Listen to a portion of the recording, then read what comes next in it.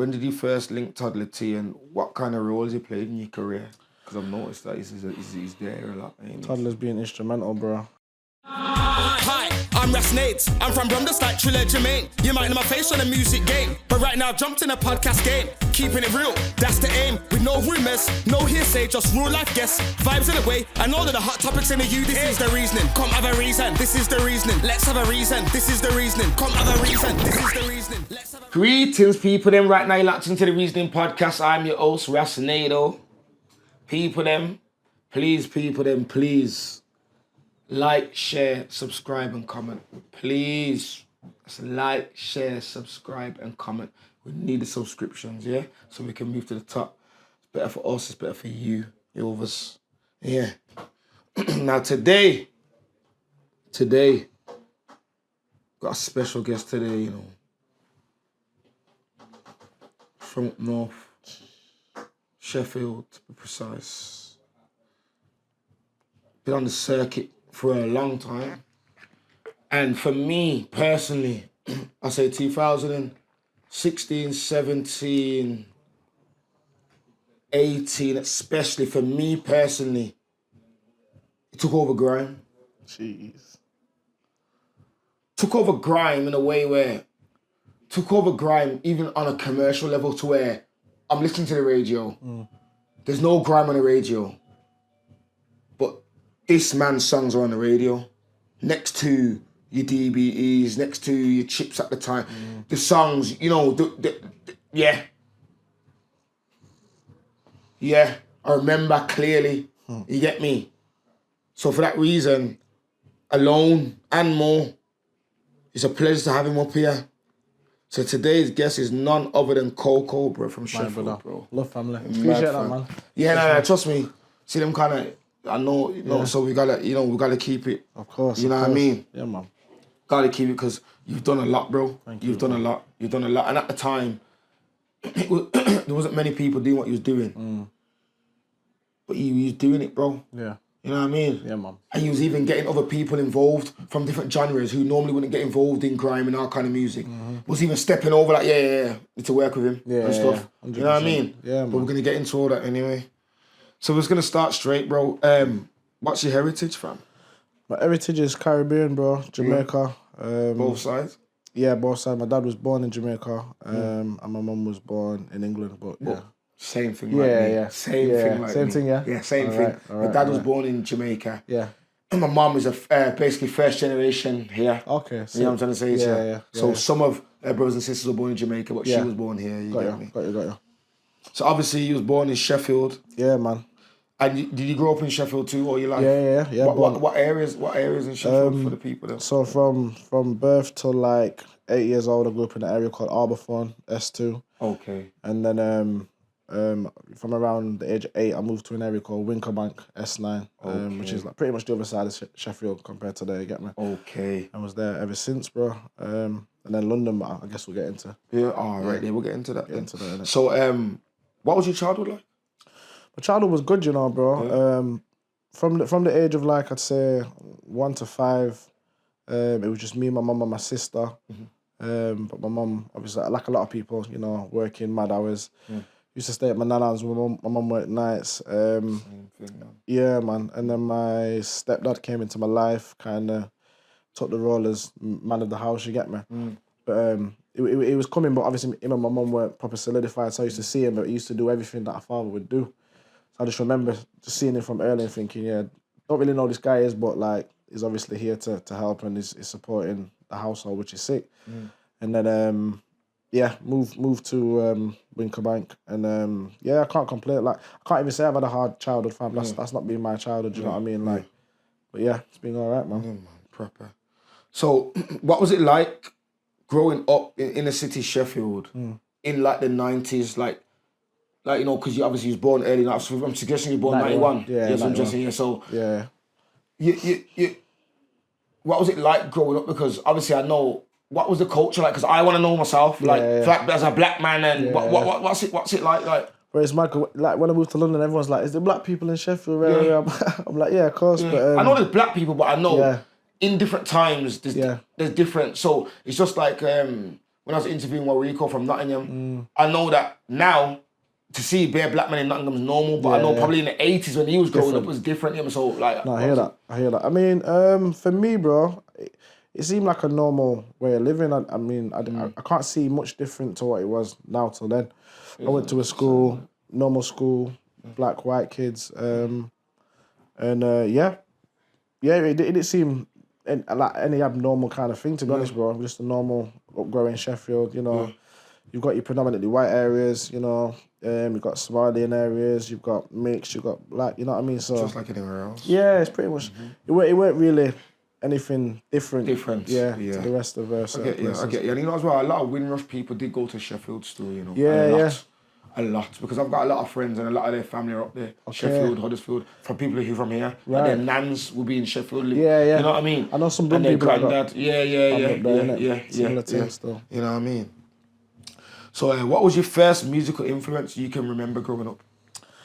Boy, I always try and cast my mind back because I don't know what it is, but I get my brain just like deletes things certain times. But I'd say the earliest memory is just like listening to like certain tapes that my auntie used to play. There used to be an artist called Tony Terry.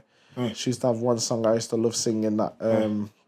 And just like little things like, you know, playing like beats on just tapping and stuff. That I'd say that's my earliest memory of music. My mum used to run everything from R&B to garage, reggae, just the usual black kind of household, innit? And then it weren't until like secondary school where I really kind of became, I was a musician, but really decided to start being an MC. Yeah. Later on. Because I'm going to say, when did you first get involved in music? Yeah, so it would have been then, like secondary school. Yeah, man. And did you start MCing straight away, or was you just... Yeah, I was messing about here and there. There were kids in my school, my friends in my school actually. They had like something going on outside of school called youth camp. And I used to always kind of wonder what all the man were doing after school, and then I found out, and my brethren Blitz were like, come studio, rare. Yeah. I'm like, all right, I'll come. And I kind of went there, and I just enjoyed it because all my friends are there, and you know, like I never ever saw myself. I was a bit of not a reserved kid, but I had a personality, but I weren't as like vibrant as I am like in my older age. Aye. So I was always a bit shy in terms of doing stuff. So I never thought I could even do the MCing thing, but just with the support of the man them and just being in the studio, learning how to write, putting together a bar here and then, I just fell in love with it, bro. But it's just me and it. So what MCs from Sheffield at the time did you look up to at that time? He was on the circuit. So at that early age, I wouldn't say I was looking up to any when I first started spitting, but as I started to learn about, you know, the Sheffield scene, all that crew, which I then later joined, that's a lot of my friends at the moment. Scum Fam, which consisted of people might know Tez Kid. Yeah. We're gonna get into that as well. Yeah, but that was the first Scum Fam. So there's a Scum Fam now, but this was the first. Oh, the original Scum Fam. Yeah. Okay, yeah, let original. us know. Yeah. There was a lot of MCs in there. They were all older than me, so I was really looking up to them. But then also like the MCs from London, you know, your Skeptors, Wileys, etc. Yeah. But Skins, I don't know if you know Skins. Yeah, Skins was in the crew that I joined early on before me. Yeah. Like I used to record at his house as well, like because I really wanted to be part of this thing. But I obviously had to get my ranking up, so Skins were like, come to my yard, we'll record, you get me, just for fun. So big up Skins, man. Yeah. But yeah, bro, really, from there, it was like my friends and then, you know, the older MCs in the city doing their thing. You get me? So then, Hard Times. Or the Rhythm. Yeah. Y'all can find your research. R.I.P. GT, brethren. My brother. Love, yeah. R.I.P. you people and that. Rest in peace, Tariq, man. He was another... big influence as well at early stages, man. Like, because he came from, I believe it was it Yemen? Correct me if I'm wrong. I believe it was Yemen. Like, he came like year 8, so he joined like the whole thing a bit late, but he was sick. You know what I mean? He was a sick spitter. Do you mind explaining what happened to him without getting into it? Yeah. You know, as you do as teenagers, sometimes you get involved in certain things. When he was involved in whatever he was involved in, I was still on the ends, but I was doing my thing. Do you know what I mean? I was on music, but caught up in a couple street stuff and that. Yeah, you know how it goes, bro. Yeah, man, I know it goes. Unfortunately, got murdered outside a barbershop, which was a tough time for a lot of people because you know, we're young, innit? Like It's when you're young, man. You don't have to deal with it. yeah, man. It's, bro. it's I'm looking happened back to me, now, thinking, flipping out, like it was a lot to deal with as a younger, but yeah, rest in peace. You made a tune though, Hard Times. You get me? Was that one of your first tracks? What you put out there, like a videos? No, bro. Like, do you know what? I'd made a couple of rhythms before that, but I felt it was important to do that track at that time. And get that off my chest, man. Cause like I said, I love music, fam. I just love music. I was never involved in. Pull it out on there. Yeah, fam. Like I wasn't involved in the politics and that. So I thought, let me just do what I know best and pay some homage to my brethren, innit? All right then. You get me? Rest in peace. So K-Dot, how did you first link up with K-Dot? K-Dot, my killer. Big up K-Dot, still my killer as well. Yeah, 100%. K-Dot, I think. Do you know what? I think when I started, it must have been a couple of years after I started spitting. Now, I'd heard of K-Dot because we kind of started spitting at the same time, and we used to chill on an area called Town End. Okay. And it was just sick because we were all cool. Like even though I'm from this side, my friends are from that side, he's from that side. We all used to link up and spit. And then obviously like me just being a little bit cheeky, you know, we're all cool and that. But then I'm thinking, nah, everyone's saying he's the best MC, younger from Chef. I'm saying I'm the best younger like mine, and I'm thinking, nah, something needs to be done about this. So I sent for K-Dot, you get me? And it kind of kicked off. You get me? So it was like his little brethrens versus my brethrens, and it's like even though we had beef, we always had that respect for each other, even at a young age. But that's like kicked off. He sent a track back, murked me. You get me? K-Dot's a sick MC. K-Dot's serious, man. Brother, he's not a play MC. He's not a play MC still. He's not a play MC. Up there, bro. He's like, up there, differently, like from youngest. There's like, been levels, but forget the fame thing. Total lyrics and bars, pure down to his finest. That guy 100% can speak forever. Yeah, no, he can. That's what you need to know. It's real talk. It's real talk. Hell, up, man. But like I said, I think we both had that. He rated me as an MC. You know, I rated him, and I think if man didn't do that, things would have been slightly different in terms of, you know, the respect we've got for each other and just where we are now. But me and K-Dot are super cool, man. Yeah. So I noticed you was around Scum Fam a lot around that time. So was you ever in Scum Fam officially, or was you just an affiliate, like associate to them? So this is where like the new wave kind of came. You did the new Scum Fam, yeah. Because obviously like Tez Kid was kind of like, you know, we need to kind of show people again what Sheffield's doing. Do you know what I'm saying? Like, but as a collective, whoever's part of it can be part of it. Whoever's not is not. Like I said, I love music, you know. He had these little things with my brethrens, MCs and stuff, you know what I mean? But again, like, a bit older now, so it's like, I'm not really part of that. Do you know what I'm saying? So I want to represent Sheffield, so if it's for Sheffield, I'll do it. So he's created a new Scum Fam, a couple of people were in it, obviously K-Dot, AK, who's part of the Scum Fam now. And I said, yeah, man, I'm down. Let's go to London, let's do this, let's do that. You get me, we lined up a couple of things. Tez Kid went unloading the mics. So that time there, it felt quite promising in terms of like, you know, maybe I can get my shot because K-Dot and Tez Kid have been doing like bassline and stuff anyway. So they've been known in that scene. But I felt as though I really never got my chance outside of London. Outside of Sheffield. So I thought, why not, man? What have I got to lose? So I'd say the new wave, I was kind of part of it. And then I just ended up doing my own thing after that. You know what I mean? So you're on the circuit, you're doing up freestyles. I noticed that you're doing a lot of JDZ media ones. Yeah, I forgot about that. Yeah. So how did you form a relationship with them, and was they coming to Sheffield to film you? So with JDZ, again fam, like anything to do with like outside of Sheffield, I always felt like I was super talented, but it was them man's time. Like I never really thought I was getting a look in kind of thing. So someone said he's coming over. I said, you know what, I'm gonna get involved. So I did one freestyle. And then later on, as I was in London, I did another one. That was obviously a lot later than that. But yeah, fam, I just thought I need to get myself out there a lot more. You know what I mean? Like people in Sheffield know I'm sick, but how can I branch out? So when these little things are coming to Sheffield or these opportunities, I thought, let me just get me seize it. You know what I mean? Just do my thing. All right, then. So Toddler T. When did you first link Toddler T, and what kind of roles he played in your career?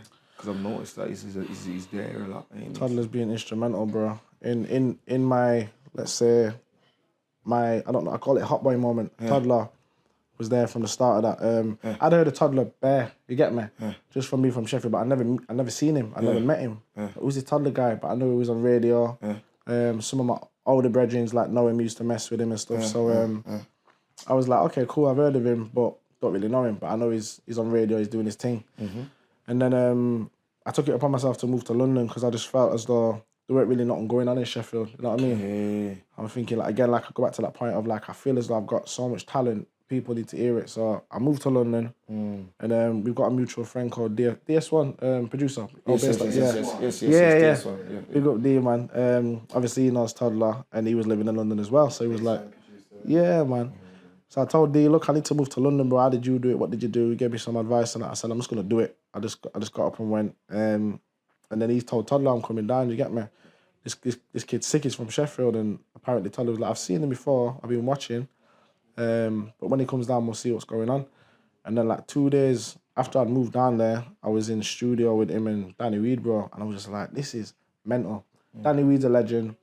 Toddler's obviously a legend. Like, and I'm here, so I felt like this was the start. I didn't know it was gonna go, but I thought this is what I've been wanting and talking about. So let's see what's going on. And then we made some demos, and we made a song called Target Practice. And that was like my first intro to like the rest of, you know, the UK. Yeah, bro. Yeah. And then made Big Boy. Yeah. So now we get on to that's our next one. Yeah, man. So now we move on to Big Boy. R.I.P. Jamal Edwards. Yes, every time. Would you say this was your biggest release at the time? Wasn't it? Without a doubt, bro. Like what that song did for me, like I weren't ready. You know what I'm saying? Like I said, I shot the video. I shot the video in Sheffield. I came back to Sheffield because I was living in London. Got all the man. It felt like a homecoming. Do you get me? Like me linking Toddler, and I did like a freestyle on the show. But it just felt like my moment. Like no one's really done this. He's took me under his wing. He's championing me to the whole of the, you know, London outlets, telling me all his friends about me. Like this kid from Sheffield, rare. So I just felt like I had like a duty to just really represent and fly the flag, so to speak. So yeah, did Big Boy, that went mad. I noticed, sorry to quit, but I noticed around that time, the majority of your material was coming out on SBTV. Yeah. So did you have some sort of deal or agreement with them at that time? Not even, bro. Obviously, as a lot of people know, Jamal's such a selfless person, like as he is. And he never. I'm sure. I know that still. I just want to get that out there. You get me going though. Yeah. And he never charged people to put stuff on his. Not at all. Yeah, go on though. So I'm just thinking, even that, like SB. I've grown up watching this as a kid, and like it's a big thing to man to get a video on SBTV. Do you know what I mean? Yeah. So like, but yeah, rest in peace, Jamal, man. Showed unlimited love, and obviously like Toddler already had connects in London, from him being down there for so long, being on radio and stuff. But I just kept thinking like, why is he doing this for me? Like, I don't get it. Do you know what I'm saying? Like, could have done it for anyone, but. And they were just like, don't worry about it, man. You're sick. You got the right attitude. You're cool, man. Like that was the thing about him. Yeah, like them things say sick, right attitude. That's it. Yeah, and it was pretty much like a dream, fam, like a blur. But yeah, man, I just thought, you know what? I've been given this opportunity. I'm not gonna waste it, and I'm gonna show him that he made the right decision and make people proud. You get it? He did. Yeah, man. And shortly after that, was Fire in the Booth. Fire in the Joe, you're jogging my memory. I forgot about all these things, fam. Trust me, Fire in the Booth. Got Fire in the Booth. Yeah. How did it feel when you got the call up for that? Crazy, bro. And how do you feel it went? Yeah, it went sick, bro. Like, because in my head, as everyone knows, I'm just thinking, this has to be one take. So I should remember being in my yard, practicing it. You get me? Like, again, like, I'm trying to think if anyone... Was that the first Sheffield MC to have one? I don't know if Teskid had his Fire in the Booth before me, but I was just like, it's time to do what I got to do. So I remember I was working at the time as well in London. I had a 9 to 5, so whilst I'm doing all these songs, My G, Big Boy, the Protege one, etc. All of them. I was working, so it was a bit. I just had to balance everything. But again, I've been put in a position where not a lot of people get this chance. So I made it happen whatever way I did. But I remember leaving work and I went there on my own. Didn't take no one because I didn't really know no one in London. Do you get me? So I was nervous, fam. I was super nervous. Met Charlie Slough. Again, all these people are icons to me. You get me? Gone there now. I just remember just doing it, one take, and I just looked at Charlie and I could see that he really liked it. You get me? So that was a proud moment still as well, for sure. Then we move on to but big and serious. Oh shit! Big and serious. Big and serious. That one as well. Now this is where I can knew he was. Don't get twisted, but this is now when I'm like, wait there. So it's more in the Yo, wait there. What's this one is done here. This one sounds a bit, you know, like, you know what I'm saying to you? Yeah, man. So, you got Big and Serious, yeah. You've also got the remix with AJ Tracy and Nadia Rose, which is massive at the time. And you did one with Terminator and Trigger too. Yeah, we did that Big Boy remix. Big Boy remix, sorry, with Terminator and Trigger, yeah. But how did the Big and Serious come about?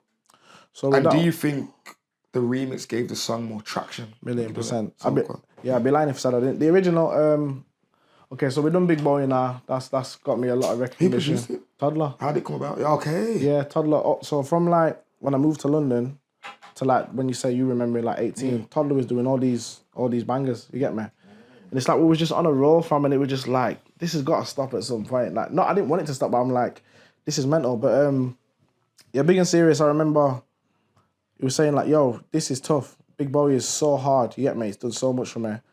And Toddler sent me this beat, and I was like, bro, this beat's a bit compared to Big Boy. It's not as grimy. It's not as, you get me. Me spitting on this, people might not like it, and that is like, nah, trust me, brother, this one's gonna go. And I'm like, all right, cool. Ripped my bars to it, did whatever. And then again, it got a lot of traction. You know, I think Charlie Sloth premiered it on his rap show. And that was doing what it was doing. And then T was like, we need a remix. What made you release it on Noisy? You know that original, the video? What made you release it on there? I don't even know, fam. I don't know, Todd had the link. Okay. Yeah, he might have had the link again. Spread it out there, innit? Yeah. He might have had the That is link. nothing wrong. Yeah. I'm just asking why, because not everyone releases videos on there. You get me asking why. Small documentaries and that, innit? Do you know what? I don't even know. I I know think it's a big channel though. Yeah, I think we were just trying to, like you said, see, spreading it out, you know. If we could have got a Grime Daily, we would have done that, obviously, SB, you get me? But that might have been Toddler's game plan as well, you know. Maybe. In order to get it to bigger audiences, we'll try Maybe it. so. So yeah, that was doing what it was doing. And then I was like, we need a remix. So I remember, again, leaving work like 5 p.m, travelling through London, going all the way to West. And how could we get on it? And at the time is when AJ Tracy kind of first came into the scene. And he had a buzz as well, you get me? He was doing his thing. And Nadia Rose. Was Labrador Grove out yet? No. Was it out yet? Was it? That was a couple of years before still. But and obviously Nadia was doing her thing. She had the squad tune. So man was like, AJ. I'm like, AJ, can you get AJ? Like, we're seeing it. Shouted him. AJ come true. Dropped his verse. Said Nadia. Shouted Nadia. She was like, yep, come true. Did it all in one day. And that was made. And then we shot the video in West. And yeah, that did a lot as well. That did a lot. So. That was mad, man. Radio play was crazy on that. Yeah, bro. It was mad. It was One mad. Extra supported the hell out of that. Radio 1. They supported the hell out of that. Man, that were in jail telling me, that's where I was. That's what I'm saying. That's what I'm saying. I think Mayhem said the same thing. Because what it is, is when you're in there, remember, you've got your music and that, but remember, it's very repetitive. Yeah. So then after a while, after a certain point of the day, you're like, you know what, let me just lock up and put on my one extra because you're playing the music we like anyway, and then you start to know the whole route, so you know, all right, it's this Shy Anderson's on this time, Snooch Shy's on this time, so you get ready, program, so you're ready, and then, but your song, bro, that tune, it was on the radio, the drive time, morning show, morning drive time, and on the underground evening ones. It was mad. It was mad. This is what I'm saying. This is what my ear was like, because I could not stop hearing it. You get me? Yeah. It's mad still. That's crazy. It was mad. Yeah, you must have got playlists for it to be getting. You must have, because you had to have, because they had to play it. It's one of the plays, but they have to press the button on it. Yeah, defo had to. No, that's you get mad. Me? That's mad. Crazy. Over Here featuring Prodigy. Yeah, this one was. How did that track come about? Where was the video filmed? How did you get that feature? That's a good feature, you know. Bro, this one was mad unexpected. And again, mad. Toddler, like just the links that Toddler's got, like it was mad. Seriously. Yeah, fam. So I remember doing Carnival. I think it was 2016. So I'd been to Carnival before, but I'd never performed. Which carnival? Nightingale. Nightingale, and like again, like I was just like, what? Toddler's like, yo, I've put you on to perform at Carnival, and I'm like, brother, what do you mean, fam? Everyone's on a D, double, lethal, beer, like you put it, I'm just like, it's mad, fam. I'm just like, this is like a dream come true, but I said, okay, cool. Did my thing, performed, target practice, did Big Boy Off, then I come off stage. And then this brother's come up to me like, yo, smashed it, brother. I'm like, love, you get me? Like a rash, you get me? And then someone's told me like, yo, that's Protege, you know? And I don't know who Protege is like on a big level, but I know he's got a big song, like who knows? So I'm like, nah, it can't be like it is. I look back, I'm like, rah, Protege. Cool. Told Toddler, He's like, yeah, he's in the UK for a bit. He's gonna come studio, come true. I'm like, all right. I'm like, say no more. I'll come true in it. Anyway, Protege's come now with his people. Then, he's obviously vibes in. He's pulled out this USB stick and he's got a folder which like UK beats. You know what I mean? And he's played that rhythm there. But again, like, I'm thinking this is your man's session. Like, I'm not getting involved. Like, this is big people business. Yeah. So I'm just sitting in the corner. But as the beat's playing, I'm just like freestyling to it, just in my head. You get me? Oh, sorry, just like to myself. And then he's like, "Yo, what's that you got there, brother?" I'm like, "Nah. It's mine of this dead thing." He's like, "Nah, spit it." So I spat it, and he was like, "Get in the booth, put that down." And I'm just like, "Nah, brother, man's got a." In fact, Protege's not even on it at the moment, but the fact that he's told me to get in there, this is his rhythm. I'm like, cool. I'm gonna do it. Anyway, flew back to Jamaica, and then he sent over his hook. I put another verse down. Toddler, we should shoot this in Jamaica. I'm like, nah, we can't get to Jamaica. I was like, yeah, trust me, I'm gonna make it happen. Fantastic, you know. Brother, and I remember we went to one of Annie's shows at, where is it now? I can't remember. We went to one of Annie's shows and Annie Mac? yeah, his wife. And then I just remember him saying, yo, we've got Jamaica booked. And I was thinking, there's nothing this man can't do. Yeah. Do you know what I'm saying? Like, man said I've never been to Jamaica, fam. Like, obviously, like, again, my heritage, but I've never been there. So if this man gets me to Jamaica, blood, I just don't know, innit? Cause obviously it's big going for music, but it's also big for me because it's my heritage. Course, yeah. Do you know what I'm saying? So then I think like if my manager got in touch with Red Bull or they got in touch with us, but they were like, we might as well film a documentary with him. I got in touch with some family that I've never met, went to Portmore. Portland, that's the parish. And then, yeah, man, shot the video, did the documentary. That was an experience. Sick. And yeah, it was just a vibe, bro. It was such a vibe, man. Different things. No, proper. Tell me about Water Runs Deep. You know, because it's mad because you brought back Shola, I remember. You brought back Shola, man, and you also got another Sheffield guy who I think is called Deep Green on there. Big up Deep, man. You get me? Yeah. So how did this come about? Have you always had a good relationship with Deep Green? Yeah. So Deep, I remember Deep Green used to be called Mac. So he used to spit Grime. He used to be part of the All That Crew I was talking about, my brethrens. He was part of a younger version of them. So he was called Mac, but he used to be sick on Grime. So I always thought That's interesting, isn't it? Yeah. Don't know if you want me to say that, but yeah. Yeah, that's good. Yeah, man. He used to be called Mac. He's a rapper now. Yeah. He's doing his thing. But I always used to look up to him when he was a Grime MC. So I've always known about him. And then obviously later on he changed his name to Deep Green. But again, I remember coming from work. Toddler sent me a beat. Went studio. He showed me this beat, and it was like this was meant for another rapper, but they didn't want it. And I just remember hearing the beat like, this beat is sick, bro. Like, I don't know how I'm gonna approach it because it's kind of rap, but I'm gonna do my thing. I spent like double time and that, you get me? And then he was like, sure, like Ammo. I'm like, sure, like Ammo, you know? Like, my mom's gonna love this one. You get me? Like, bro, that's a big legendary. So Shirley was on there. We asked Deep. Deep said, yeah, of course. Went to Manchester, shot the video. I shot that one video in Manchester. Yeah. Went up to Manchester. But a lot of people come up to me now, so that's the favourite tune. The tunes, I like it, man. It's a good tune, man. Love my bro. Got tunes, it's a proper song, you get me? Proper song, man. And she gave it that essence, man. Like she's obviously a queen, do you know what I mean? Yeah, man, she's sick, man. And then I think Deep was the right person. He's got the the tone, the voice, his talk and that. So it was a good. It worked. So around this time as well, I noticed that a lot of people, when you look in the comments, you look at it, everybody is asking you to do a tune with Screw Fizzer, bro. It was like that was I've seen it, bro. Like they're all saying Screw Fizzer, and then you link up with him. Yeah. But this is what I'm saying. Like it just felt like a mad journey, bro. Like everything that I could want to happen was happening, and I'm not questioning it to the point like it shouldn't be, but I'm just like, how is this happening? But yeah, bro. Again, my grew up on Screw Fizzer and Stimpy beats. Big up Stimpy as well.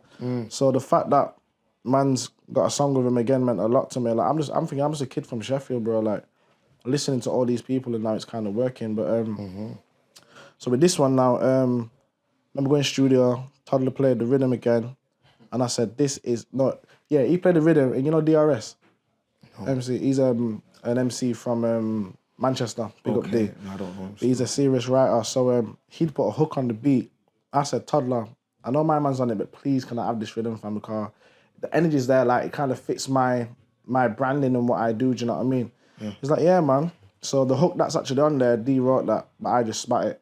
You get me? And then I put a verse down I'd already had, and then he's like, who do you think we can get on it? I said, Screw Fizzer, ring him. Rung Screw came same day, shot it. But because I put a verse Video's cold as well. Yeah, bro, that video was tough. Yeah, Sheffield, we shot that as well. But because the verse I put down, it was all right, but I didn't write it for the song.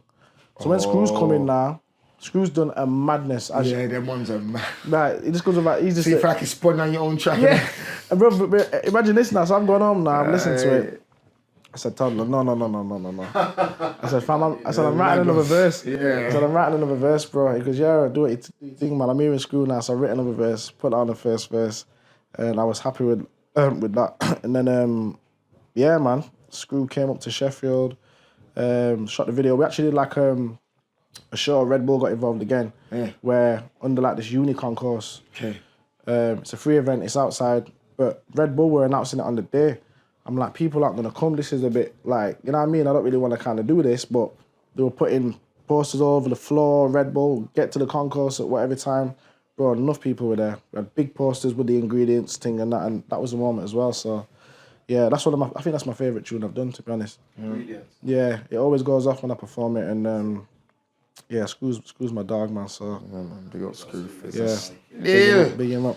Mashed up C4 show the other day. Even Did C4 went back to back and okay. went mad. Yeah, I bet that was mad. That was mad still. That was mad, you get me? So the 10 out of 10 remix. 10 out of 10 remix, boy, again. Money. Yeah. What was it like being on that? Because he's track about, they had all different types of MCs from around the UK as well. Was it Bare like? MCs, bro. That was wicked. I was proud to be part of that, bro, and happy, man. I remember, I think it was New Year's Eve, actually. Stormzy was in Sheffield at O2, and I was supporting him, so it was already a big enough night anyway to look forward to. But then I got a DM saying, from P Money saying, yo, I love that Big Boy track. I'm doing a 10 out of 10 remix. You want to jump on it? I'm like, hell yeah, you get me? Do that. New Year's Eve's passed, gone back down to London, got studio with Toddler, shot my verse, and then a couple of weeks later, shot the video. And it was at a time where, like, you know, I think that era of grime was really thriving, you know, all the London MCs now on the radar, radio and stuff.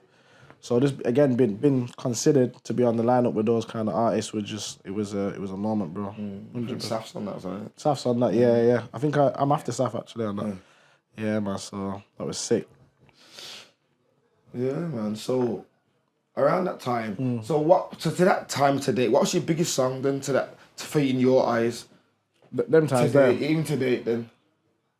You know, heard our tune, Nate's Man and COCO's tune. No. Fire, yeah. No, I heard that one. You say you don't want to bring, man? Yeah. Nah, sure, man. Like, but even then, I'd say it might be the Big and Serious remix. On my own, Big Boy for sure, but the Big and Serious remix, I think that therefore pushed up my profile. Pushed up your profile, didn't it? I think so 100%. still. Yeah, man. So what do you think about the current state of grime right now in the UK? Right now, I hate this question, you know. No, just so sorry. I mean, I've been doing a lot of drum and bass lately, bro, so Yeah, I know. don't know if I can... Not that I'm not qualified to speak on it, but I mean, Of course you are. I follow a lot of people on Twitter. I see what's going on and stuff, but I think the people that are doing it and representing it is good. In terms of the state, I think, you know, it's not where it was in a couple, like certain years when certain people were involved, but it's still alive, it's still kicking, because I see things. Jamie's got the Grime, is it Grime MC, Grime FC? Yeah, he's got that. Every time I see videos from that, it's wicked. Do you know what I mean? Been there still. Yeah, have you been there? Yeah. Proper It's top things? bars, isn't it? Sure, okay, fair. But yeah, man, he's always represented Jamie, you know what I mean? So I can still see people doing grime, and obviously it is for someone because people are turning up to the shows, people are, you know, like Manga, for example, I see Manga killing it. He goes mad. You know what I'm saying? P Money still does grime. I want here to and get there. I want to get Manga on here. Yeah, man, Manga's doing his thing, he's sick as well. If P Money goes, don't stop. He don't stop. Yeah, like he's He's a the workhorse. He don't stop. Yeah, Machine, bro. machine from differently. So the current state of grime, I'd say it's fine, bro. Cool, innit? Yeah, the people who are part of it and taking care of it. So it's fine. you look to make more grime now? Do you know what, bro? I'll always make grime and I'll always record grime and I'll always spit grime bars. But I feel as I'm just at a stage where I could release a grime tune tomorrow just for the sport, but I think where I've got myself into a position where financially it's working for me. I'm gonna do that. I've just had a daughter, fam. You know what I mean? Like, Come on. Congratulations. thank you, bro. Thank you. So, you know, like I said, I could make grime. I could stop making whatever I'm making now and make grime for the fun of it, but at the same time, I've got a livelihood. I need to sustain my livelihood and stuff, you know. I'm not the main person in grime. I'm not one of the top boys in grime, so... But I would say there's a stage though, what I'm saying, where I think you was very near the top. Yeah. And do you think that you missed out on, but do you think that you could have done an album? Good question, bro. Do you think you could have did more bodies of work? Yeah, I could have. To Yeah, solidify yourself more. yeah, 100%. I mean, I think in the areas where I was living in London, I did two EPs. You done 2 EPs, huh? Yeah.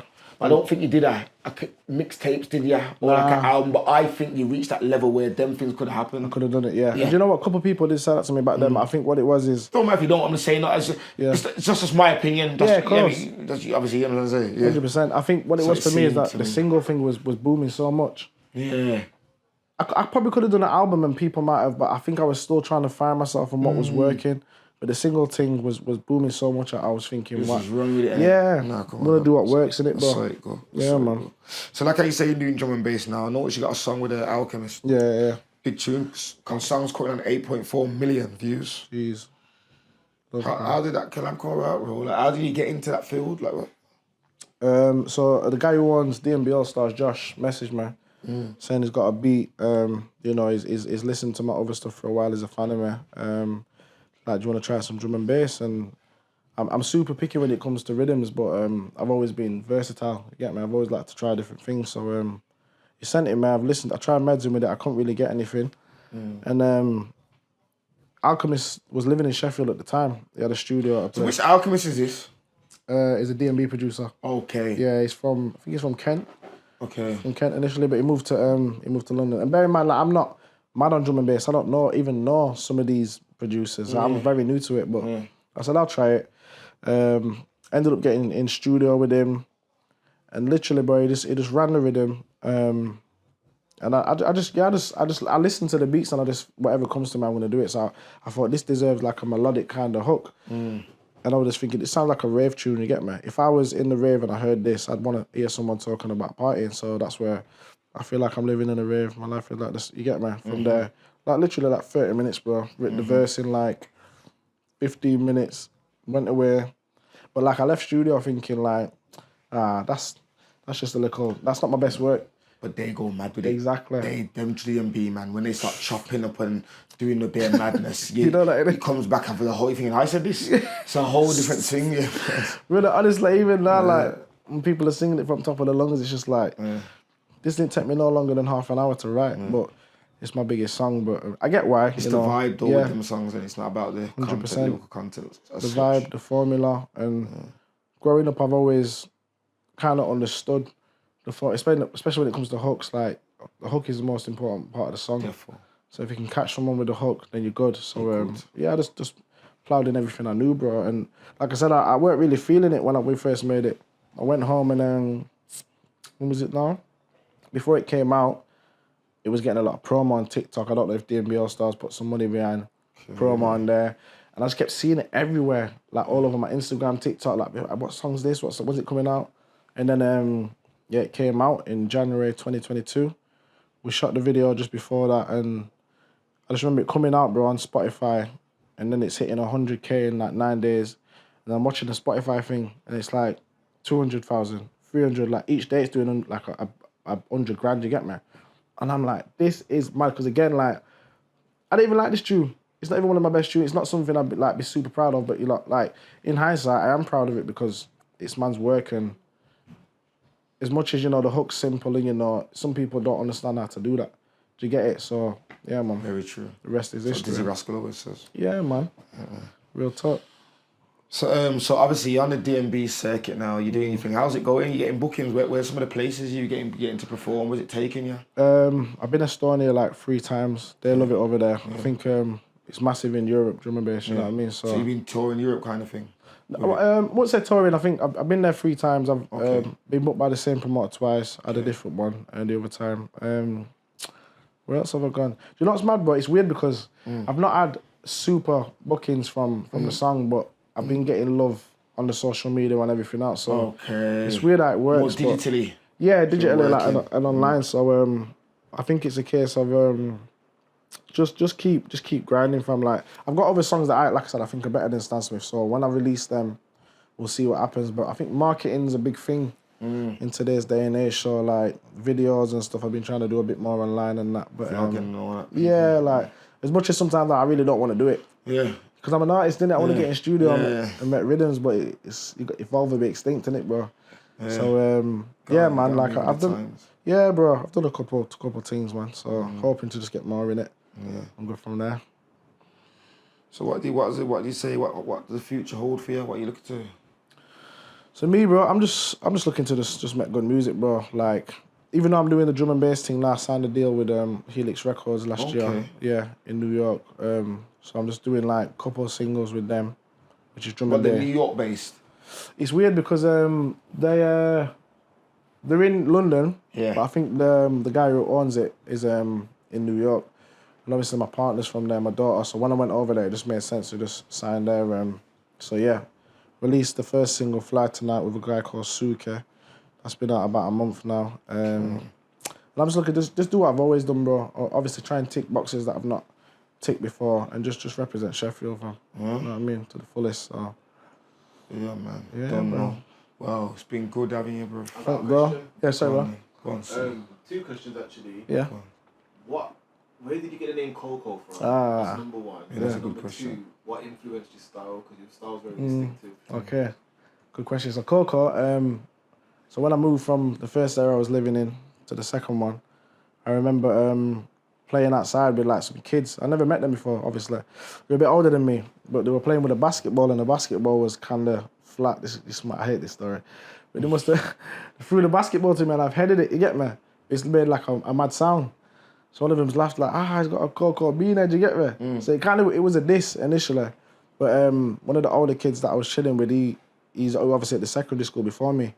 So it's like when I've got to secondary school, he's been telling everyone about me, but everyone knows I'm COCO, like COCO bean or whatever, but then it just stuck. Like this is COCO, you get me? Then I started doing music and yeah, bro. Just run with it, innit? Yeah, fam. Like, literally, fam, literally. So turn it into a positive, you get me? And then style,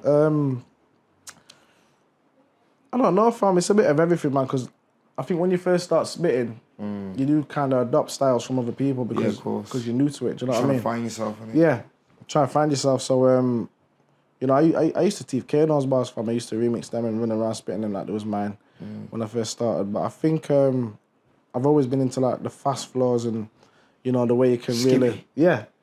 And the way you can really just like make your voice an instrument like with a flow or, you know, so, like especially having an accent, you get me? Being from Sheffield, like it's just playing off that. So I think over time I've just strengthened what I already had and, you know, kind of learned from other MCs, but just turned it into my own. You know what I mean? Got here, man. Yeah, man. Cool, man. Trust me. It's been good having you on the show, fam. Thank you my for coming down, bro. bro. It's a pleasure, man. You, bro. Trust pleasure. me. Big you, man, interview, keep killing it as well, man. Yeah, man. Nah, see you, man, doing your thing. Proper. And at the moment, what are you doing now? Because you're down in Birmingham. So what, you're on tour with Example at the moment? Yes, I'm on tour with Example. Let the people them know what's going on. Right now, I'm in Brum. We've got a Brum show tomorrow. Yeah. Day after, man's in Leeds, then Norwich. And then I'm hoping to get my own tour in the summer, bro. So keep banging out these singles. Yeah. And just, sky's the limit. So people them, keep a lookout for COCO. Love. Kai's about, you know what I'm trying to say to you? Like I said, one more time, thank you for coming down, bro, and blessing up the podcast. You know what I'm trying to say to you? I really appreciate it. Big up C4 as well for making the plug and making it happen. Yes, my brother. You know what I mean? So yeah, people them, it's the Reasoning Podcast. I'm your host, Rasnado. Today's guests have been COCO. Big up C4 behind the camera. And we're out.